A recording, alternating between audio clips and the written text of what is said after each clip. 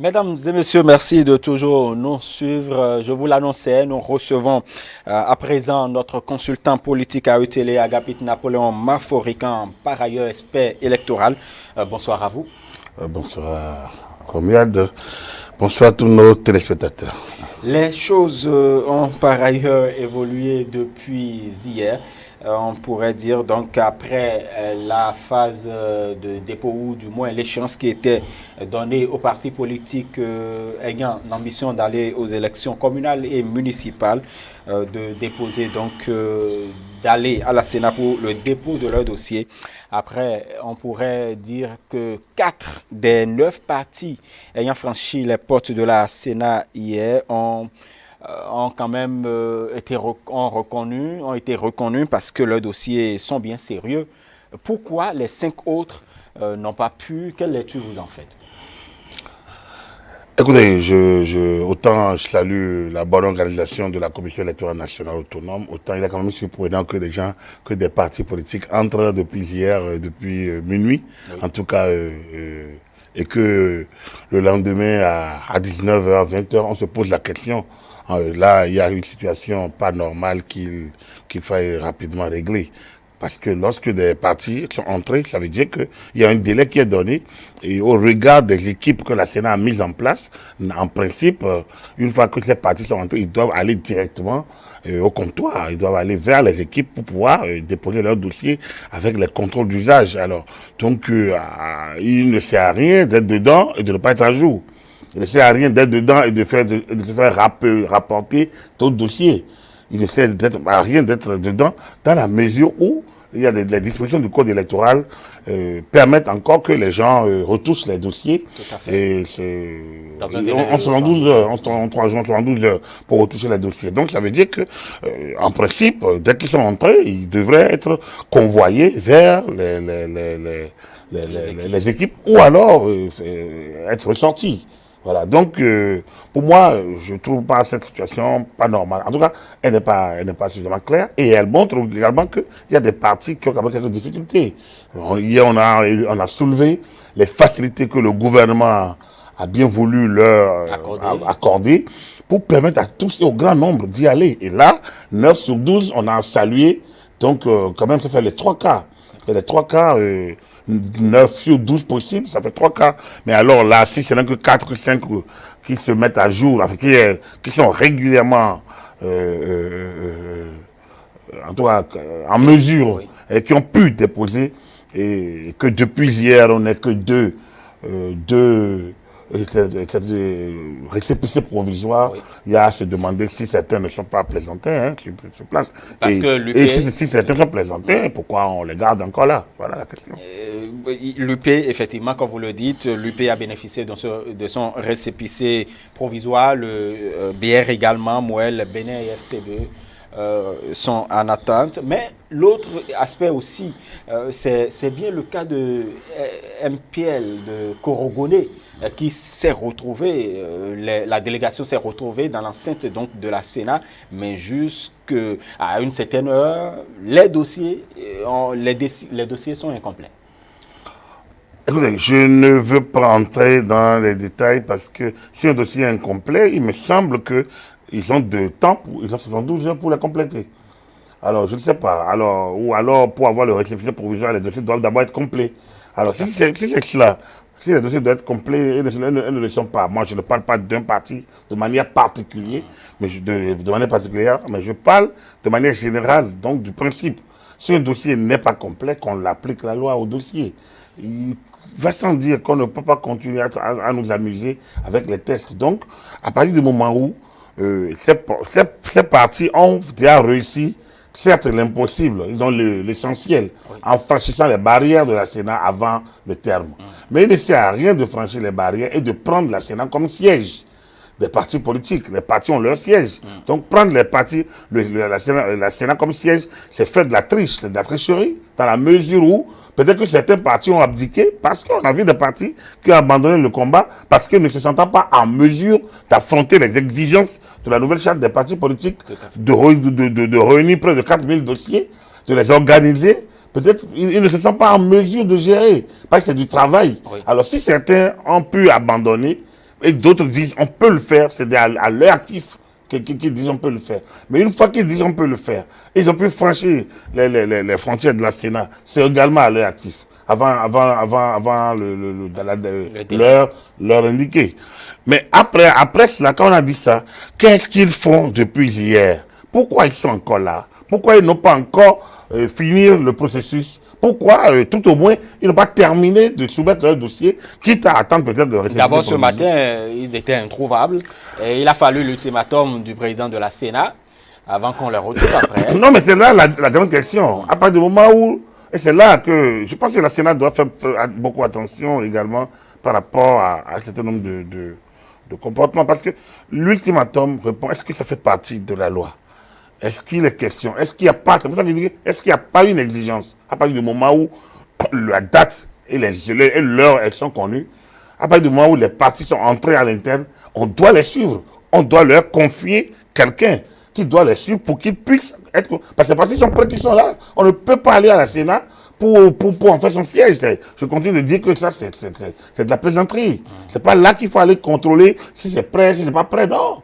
Donc, la Sénat, on y va pour déposer son dossier. Et la Sénat a quand même mis en place un dispositif qu'on nous a montré. Donc, il est important, il est clair qu'il faudrait que la Sénat montre qu'elle est à la hauteur et qu'elle ne laisse pas non plus les gens prendre son siège comme le siège. Donc, dès lors, il me semble que c'est avoir ouvert cette brèche qui a permis à certains de disparaître, donc d'aller compléter les dossiers, d'aller reprendre d'autres dossiers, bref, ce qui est déjà une tricherie, dans la mesure où il y a un délai. Donc ce matin, on ne peut plus être encore en mesure, on ne doit pas être encore en train de traîner des dossiers à ce niveau-là, puisque les gens ont 72 heures après pour se mettre à jour. Donc, soit ils sont prêts pour aller soumettre leur dossier, et ils sont dans le délai, ça, ils ne sont pas prêts. Alors donc il y a une situation que la Sénat elle-même, à défaut d'avoir cautionné, n'a pas su empêcher.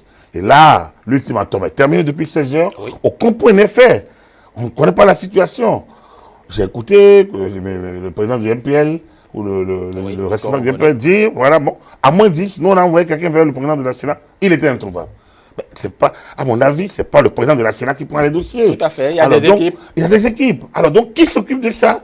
Mais il faudrait qu'en retour, qu'on ait au niveau de la Sénat aussi un retour sur cette situation et qu'il y ait un point officiel de la Sénat surface pour qu'on voit clairement quelle est la situation de ces 4 ou 5 partis actuellement. Là. Sinon, nous allons rentrer dans un flou et encore, on va commencer encore à faire de la guerre de l'information, la guerre sur les réseaux sociaux. D'ailleurs, vous avez pu lire un communiqué du Parti du Renouveau démocratique qui dit que depuis le matin, que des réseaux sociaux annoncent ci et ça, alors que eux ils auraient soumis leur dossier, que leur dossier serait à jour. Donc, vous voyez, on va rentrer dans ce type de communication qui va à terme toucher tout le travail qui est fait quand même dans la célérité depuis, aussi bien par la Sénat elle-même, qui a quand même pu prendre les choses en main très très tôt, que par les différents autres acteurs. Le gouvernement qui a convoqué le corps électoral, qui a mis les moyens, qui a mis les facilités administratives, qui a vraiment ouvert tout le dispositif pour faciliter le travail. Ça va mettre vraiment certains partis qui se sont levés tôt. Donc, il y a un certain nombre d'acquis que nous avons aujourd'hui. L'ambiance, la nature inclusive des actes, de tous les comportements d'acteurs, au regard même, au point même, comme je vous ai dit, donc de délivrer des actes sans que les gens aient rempli toutes les formalités. Et cela grâce au dialogue politique.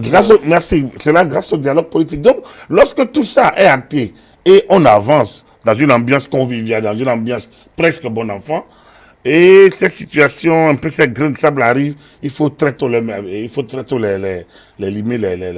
effacer pour que ça ne devienne de grandes difficultés, de grandes situations. Parce que je vois venir, si la Sénat ne siffle pas la fin de la récréation, je crains qu'on a une sorte de guerre de communication. Et là, ça ne va pas arranger les affaires de la Sénat. Très bien, on ferait une analyse comparée. Auparavant, on autorisait les alliances pour quand même les communales passées. On parlait donc de 34 partis ou alliances et aujourd'hui on est à 9. Quelle analyse comparée vous faites? Écoutez, c'est ça. Quelles leçons? Non, c'est déjà lors des dernières législatives, on a dit, pour moi, c'est déjà le premier indicateur. Le deuxième, celui-ci, maintenant, malgré le caractère inclusif de tout, parce qu'on avait parlé d'élections non inclusives, c'était pas mon avis, de toute façon, là. Mais les règles sont les règles pour être appliquées. Je suis très, très ferme là-dessus. Et malgré qu'on ait ouvert le jeu, largement d'ailleurs, on a eu que 12 partis inscrits. Tout à fait. Hein, au niveau Légalement reconnu. Non, enfin, il n'y a plus de légalement, c'est 12 partis. Un parti, c'est un parti qui est reconnu, donc il n'y a plus de légalement reconnu. C'est 12 partis, nous avons 12 partis politiques. Oui. Et sur les 12, 9 ont pu déposer, les 3 cas. Alors donc, on est loin des 34 listes de 2015. On est loin des 34 listes de 2015. Et ça, c'est déjà l'un des éléments palpables. Et je dois dire agréable, hein, des éléments palpables et satisfaisants, je veux dire, satisfaisants de la réforme du système partisan et du système électoral.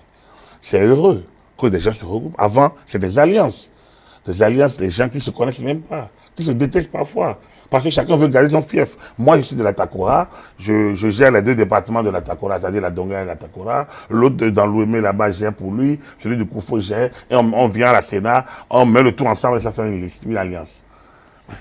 Après, ça devient un fourre-tout, un désordre. Aujourd'hui, vous voulez être parti, vous devez d'abord être un parti national. Et en mesure de sortir les 3630 candidats. Donc, c'est déjà ça.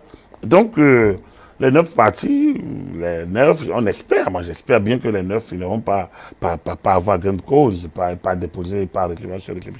Mais les 9 partis en liste, c'est déjà un acquis. Et ça, quand je dis 9, c'est 9 partis parmi ceux qui ont passé. Il y en a qui ont compris qu'ils ne peuvent pas et qui ont abandonné tranquillement. Et aujourd'hui, ces 9-là, si ces 9 ont pu entrer depuis hier nuit, avant minuit, et tous n'ont pas pu déposer également, ça montre que il y avait un gros problème au niveau partisan. Donc, la réforme du système partisan a réglé d'énormes problèmes.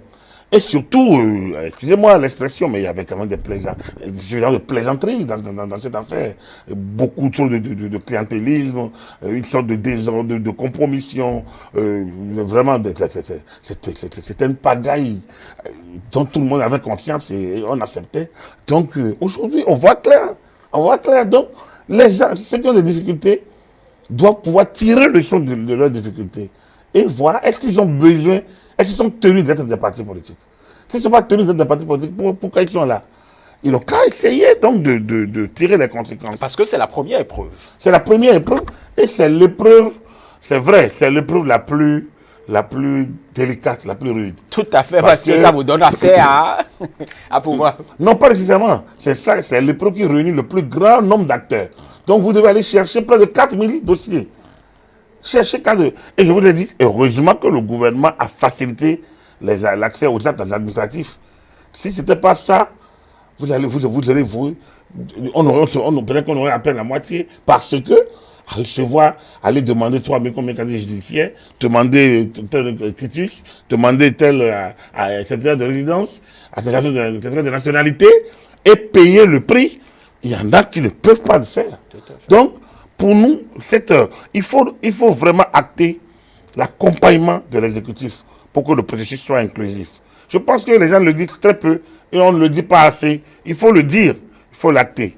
Et en l'actant... Et justement, les autorités étaient obligées de pouvoir, parce que dans l'opinion, d'aucuns estimaient que si vous êtes par exemple un maire UP, si c'est un FCBE qui vient demander des actes, vous pouvez dire, bon, en fait, vous pouvez faire votre zigoto. Alors que, donc, l'obligation est faite justement à ces autorités de pouvoir délivrer à toute personne désireuse d'être candidat justement. Absolument, c'est ça que je dis, que l'accompagnement de l'exécutif, et face à cet accompagnement de l'exécutif, devrait être salué comme un acte volontaire, donc de facilitation de l'accès aux élections. Et c'est ça, un peu comme le chef d'État disait l'année dernière dans les difficultés liées aux législatives en disant ce qui est de son pouvoir, il le ferait. ce qui est de son pouvoir, il le ferait. Mais il y avait des actes qui n'étaient pas du pouvoir de l'exécutif, qui étaient prévus du pouvoir du législatif. Ce qui nous a bloqué l'année dernière, c'était au niveau du législatif. Les partis devaient s'entendre pour des lois dérogatoires, pour qu'on y aille. Et c'est l'opposition encore qui l'a bloqué à bloquer. Donc, aujourd'hui, le gouvernement n'a plus ce problème. Le dialogue politique est passé par là. Les actions législatives qui doivent être faites ont été faites. Les difficultés aujourd'hui, les actes administratifs, c'est le gouvernement qui les délivre ou ces autorités déconcentrées ou décentralisées.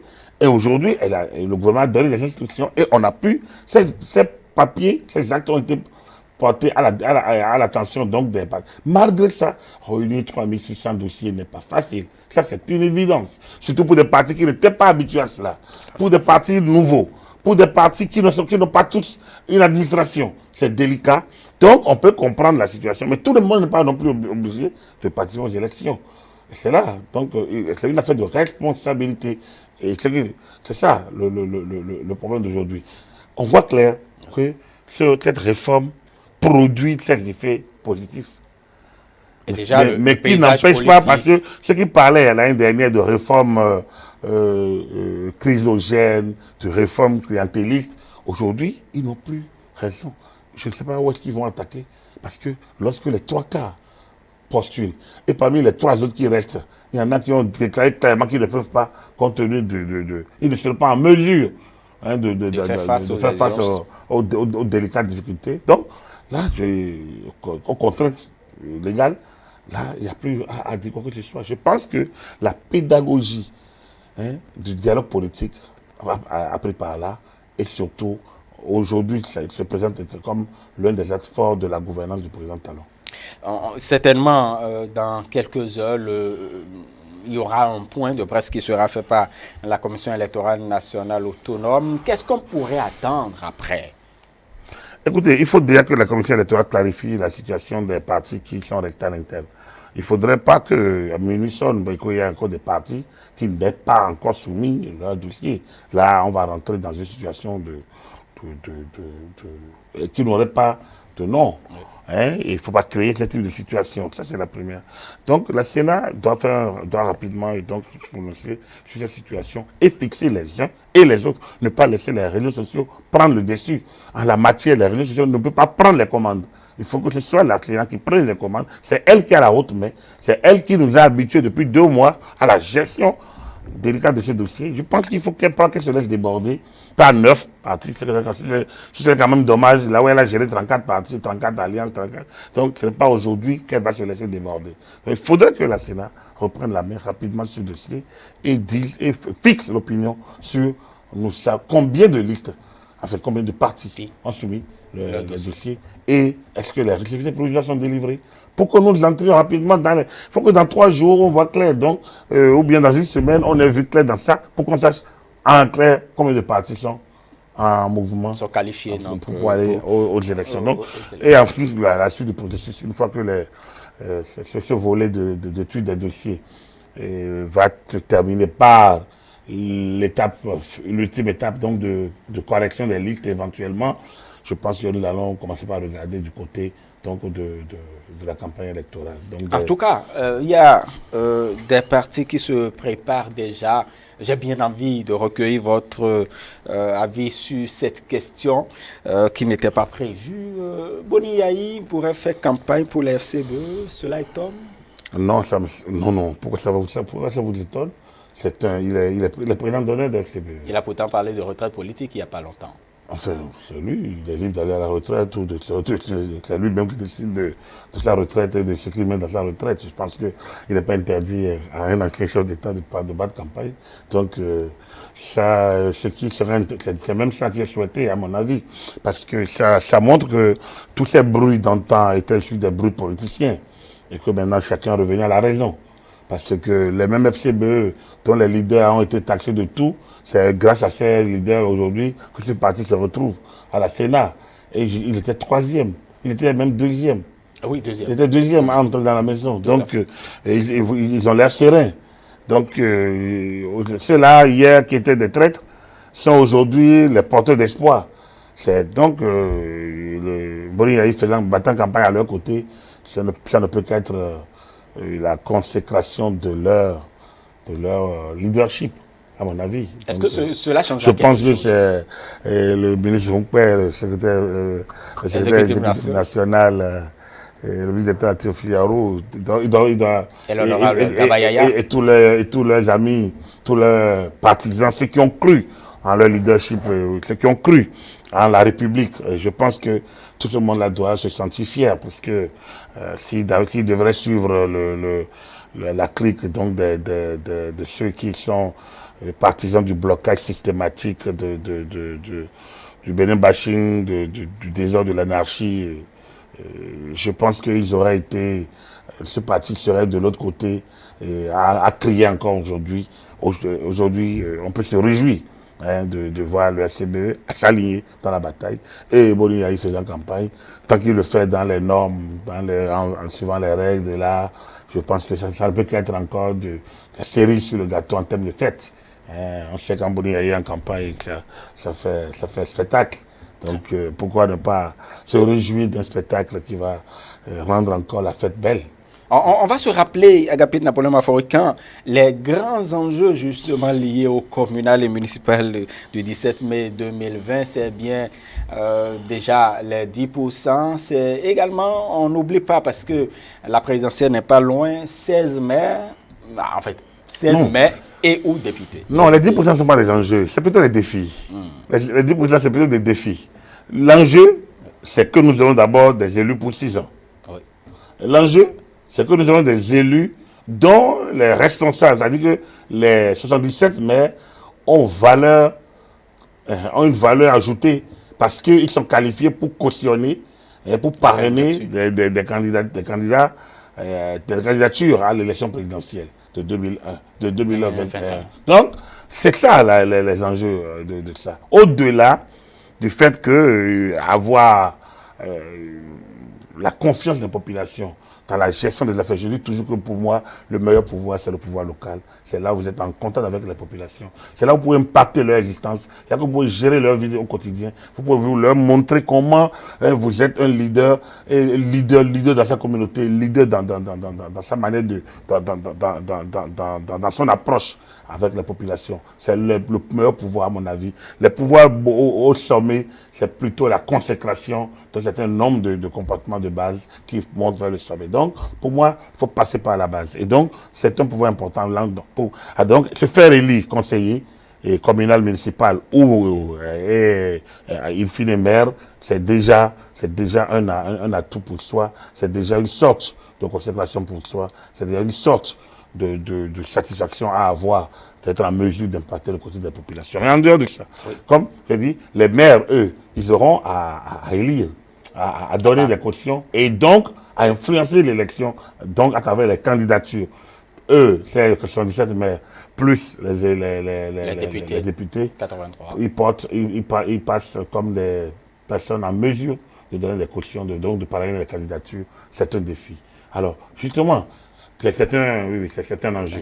Alors, donc cet enjeu est lié à des défis à relever. Et le premier défi pour les formations en lice aujourd'hui, c'est de batailler fort pour pouvoir rassembler le taux de représentation, atteindre le seuil de représentation. Parce que là, c'est un élément nouveau dans notre dispositif électoral. Le seuil de représentativité, c'est 10%. Au niveau national. Ça veut dire simplement que vous avez beau gagner dans votre département, vous avez beau arracher, être en mesure d'arracher la majorité des sièges dans les communes de votre département, tant que vous n'aurez pas impacté 10% de suffrages, de votants au niveau national, vous n'aurez pas voix au chapitre. Vous ne serez pas qualifié pour participer à la répartition des sièges. Vous pouvez gagner Porto Novo, gagner Cotonou, gagner Ouida, gagner Abomey sans avoir de siège et laisser plutôt ceux qui viennent après vous la voix si eux ils remplissent ces conditions. Donc pour moi, c'est ce défi-là qui aurait dû, j'espère bien qu'ils ont dû prévaloir dans le montage des dossiers de candidature. C'est là, parce que là, les partis doivent montrer qui ils sont, et ce qu'ils représentent réellement sur le terrain. Devrait-on quand même avoir quelques regards spécifiques portés sur les villes à statut, les communes à statut particulier, Porto Novo, Cotonou et Paracou?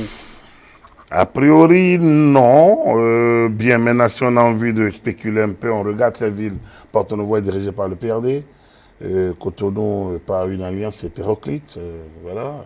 Et puis Paracou par l'UB. C'est ça, le BR. Le BR. Le BR, hein, le bloc républicain avec le maire Chatoko. Donc, Paracou aussi, je ne suis pas d'une certaine de l'hégémonie comme la ville de Porto Novo, ça c'est vrai. Mais les données de 2020 sont totalement autres. Je voulais parler du seuil de représentativité. Ça met tout à plat.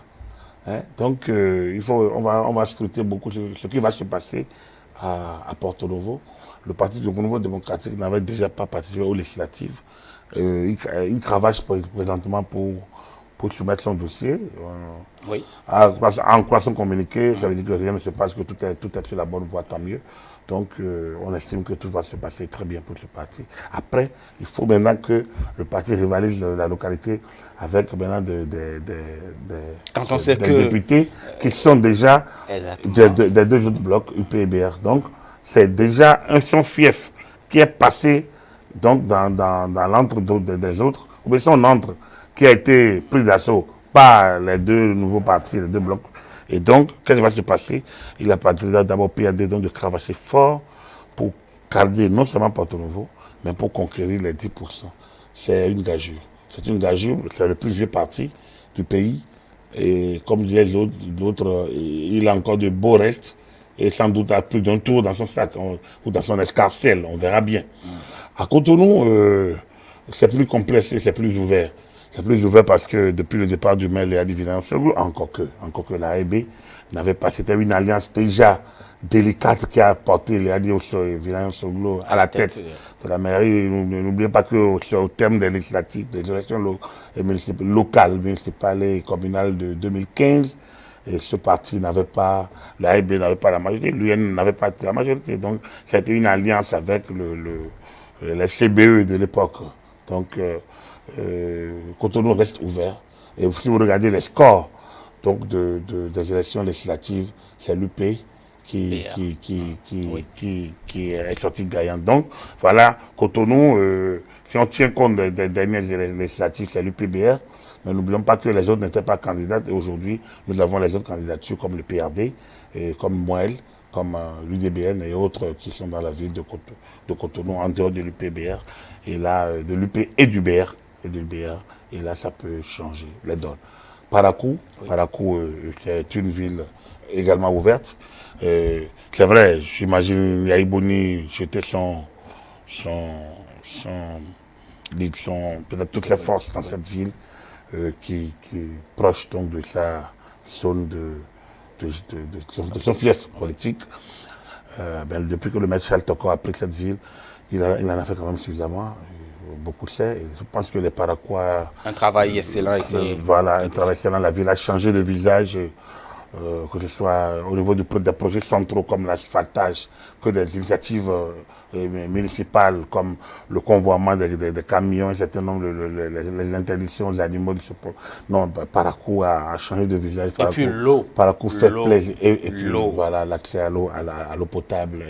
Voilà. Donc Paracou change, il y a du plaisir à y rester. Donc les Paraquois, j'espère, pourront lui en savoir gré. En tout cas, cette ville qui a UPBR, qui a UP et BR, au regard des élections précédentes, des législatives passées, aura également à faire face aux sollicitations des autres partis, comme le parti FCBE, dont c'était également le fief, et les autres Moël, FCDB et consorts. Donc vous voyez que les villes à statut particulier n'ont pas une situation particulièrement différente des autres. Vous prenez Abobe Caravi, vous aurez les mêmes démarches. Vous prenez Boycon, vous allez voir les mêmes choses. Bon, de toute façon, Boycon, ou qui va peut-être être orphelin du maire, Luc Atropo, et et peut-être Cotonou qui va s'en réjouir et profiter du dynamisme. Qui sait. Donc, il est déjà sûr qu'il est candidat à Cotonou. Ça, au moins, c'est sûr. Alors, donc, si les fruits portent la promesse des fleurs, peut-être que Luc Atropo va quitter Boycon et laisser les traces indélébiles qu'il a laissées dans cette ville. Je pense qu'il va devoir alors utiliser son leadership également pour les laisser à Cotonou. Donc vous voyez, quand on voit Calavi, quand on voit, je sais pas, Kandi, quand on voit... Donc, c'est la même réalité. Et justement, on parle quand même d'une commune qui n'est pas loin de Cotonou. C'est bien Semek-Podji. Avec le maire Ronfort PRD. Oui, Chalmain Ronfort. Et il y a quand même, ça se dit, un député qui démissionne, qui a bien envie d'être au service à la base. Donc, Benameto, comment trouvez-vous ces dates? Bon, écoutez, j'ai lu sur les réseaux sociaux les guerres, déjà une sorte de guerre de leadership à ce niveau. Bon, ça peut arriver, vous savez, déjà, un parti, c'est des dynamiques du genre.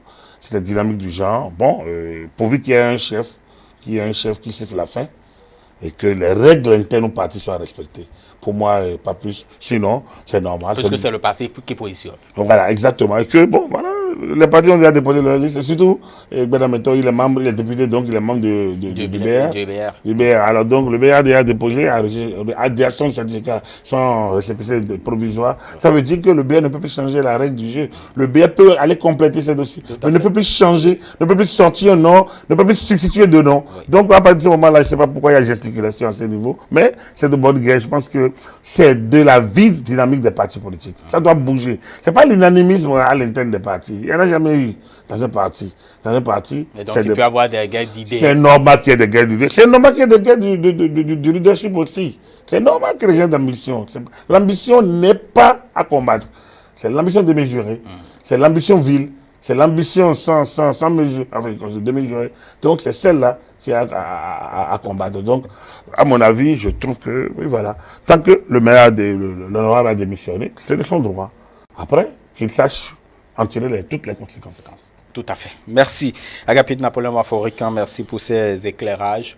De toute façon, nous y reviendrons encore puisque l'actualité politique évolue. Et donc, vous aurez toujours cette opportunité d'écouter et de suivre les analyses de notre consultant politique. C'est ici que nous mettons fin à cette émission, le Grand Soir. Merci de nous avoir suivis. Demain, on se donne rendez-vous à partir de 19 h. D'ici à là, portez-vous bien. Excellente soirée à chacun et à tous.